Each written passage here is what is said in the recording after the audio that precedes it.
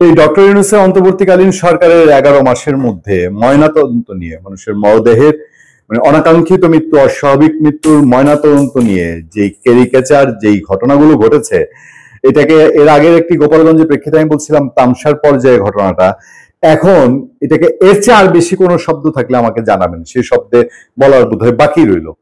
ময়নাতদন্ত হবে না, এটা একটা অস্বাভাবিক ঘটনা। পৃথিবীর পুরো সারা পৃথিবীর আইনে, যেখানে অন্তত আইন বলতে জিনিস আছে, বাংলাদেশে এখনো তো আইন বলতে একটা জিনিস আছে, সেইখানে একটা অস্বাভাবিক অনাকাঙ্ক্ষিত মৃত্যুতে কোনো ময়নাতদন্ত হয়নি।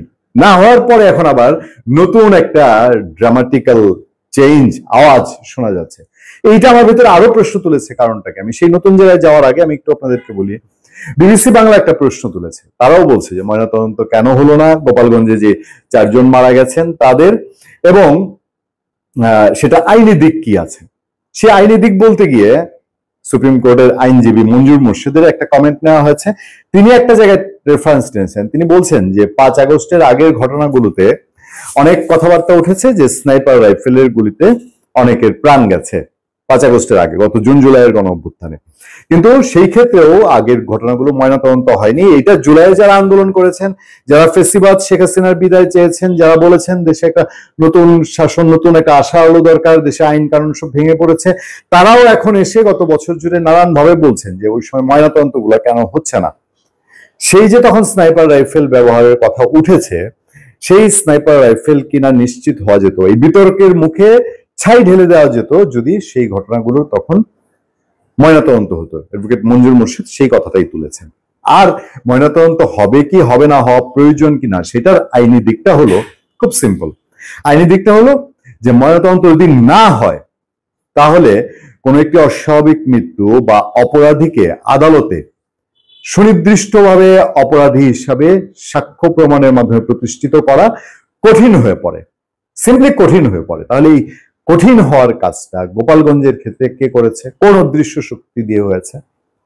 গোপালগঞ্জে এখন পর্যন্ত 5 জন মারা গেছেন। যে 4 জন ওখানে মারা গিয়েছিলেন তাদের মধ্যে 2 জন সনাতন ধর্মাবলম্বী।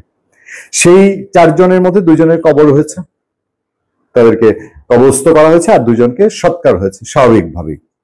ঢাকা 1 জন মারা গিয়েছিলেন, তার ক্ষেত্রে ময়নাতদন্ত হয়েছে। যখন ময়নাতদন্ত নিয়ে খুব আলাপ আলোচনা হচ্ছে কেন ময়নাতদন্ত হবে না কেন, পুলিশের বরাত দিয়ে, পুলিশের প্রতিবেদনের বরাত দিয়ে, প্রধান উপদেষ্টার প্রেস উইং থেকে মিডিয়াকে বলা হয়েছে উচ্ছৃঙ্খল জনতা মরদেহগুলো নিয়ে গেছে, এই জন্য ময়নাতদন্ত হয় নাই। দেশের মানুষ তাজ্জব হয়ে এই কথাটা শুনেছে, এর বাইরে আর কিছু বলতে চাই না।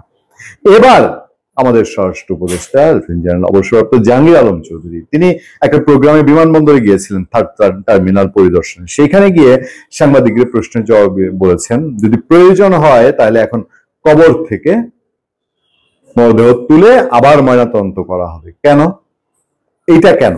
মানে 2 দিন আগেরই তো ঘটনা, তাহলে 2 দিন আগে কেন করা হয়নি? সেটাই কি যে পুলিশের প্রতিবেদনের বরাত দিয়ে প্রধান উপদেষ্টার প্রেস উইং যেটা বলছে যে উচ্ছৃঙ্খল জনতার কারণে এটা করা যায়নি, সেটাকেই কারণ হিসেবে দেখাবেন এবং দেশের মানুষ সেটাই গিলবে, সেটাই বিশ্বাস করবে, নাকি অন্য কিছু? এই অন্য কিছুর রহস্য একদিন না একদিন যদি থেকে থাকে তাহলে বের হবে।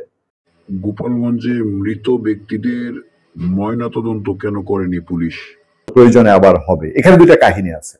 কাহিনী হলো 4 জন গোপালগঞ্জে তাদের ময়নাতদন্ত হয়নি, 2 জনের তো সৎকার হয়ে গেছে, কবরে যারা আছেন তাদেরটা তোলা যাবে। তারপরেও আত্মীয় স্বজন এটা চান না। দেখবেন যে আত্মীয় স্বজন বলবে যে আমি হয় নাই আমি আর চাইনি। বাংলাদেশের মানুষের পরিবারের ইমোশন গেছে যার, সেই তো বুঝে, সে হয়তো বলবে, এটা বলে সাধারণত, এখানে সুনির্দিষ্টভাবে বলবে আমি বলছি না। তারপরে 2 জনের করা গেল, আর 2 জন যাদের সৎকার হয়ে গেছে তাদের ক্ষেত্রে নিশ্চয়ই আরো জটিল। এটা একটা বিষয় রয়েছে যে ময়নাতদন্ত করতে গেলে এই জটিলতা। আরেকটা দিক হলো সত্যিকার সদিচ্ছা যদি থাকে, ঠিক আছে ধরেই নিলাম তর্কের খাতিরে যে শৃঙ্খল জনগণ, আত্মীয় স্বজন তারা মরদেহগুলো নিয়ে গেছে, যে কারণে ময়নাতদন্ত তখন হয় নাই।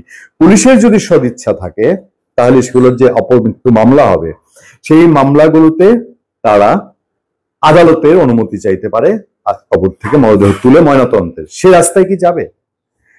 বিবিসি রিপোর্টে একটা জায়গায় আছে ময়নাতদন্ত হলেই জানা যাবে যে এই মানুষগুলো যে গোপালগঞ্জে গেছেন, বিদায় হয়েছেন, তারা কার গুলিতে, পুলিশের গুলিতে না সেনাবাহিনীর গুলিতে, নাকি তৃতীয় কিছু, যেটা 1/11 যেটা 5 আগস্টের আগেও নানান রকম কথাবার্তা হয়। যাই হোক, সেটার সম্ভাবনা এবার কেউ তুলেন নাই। কিন্তু সুনির্দিষ্ট কার, কোন ব্যক্তি, সেগুলো বের করা সম্ভব। আমরা অপেক্ষায় থাকলাম স্বরাষ্ট্র উপদেষ্টা এখন যে কথা বলেছেন, আমরা নতুন কি কীর্তি আবার সামনে আসে দেখার জন্য। ভালো থাকবেন, সুস্থ থাকবেন। আপনাদের সাথে আমি আতিক রহমান পূর্ণিয়া।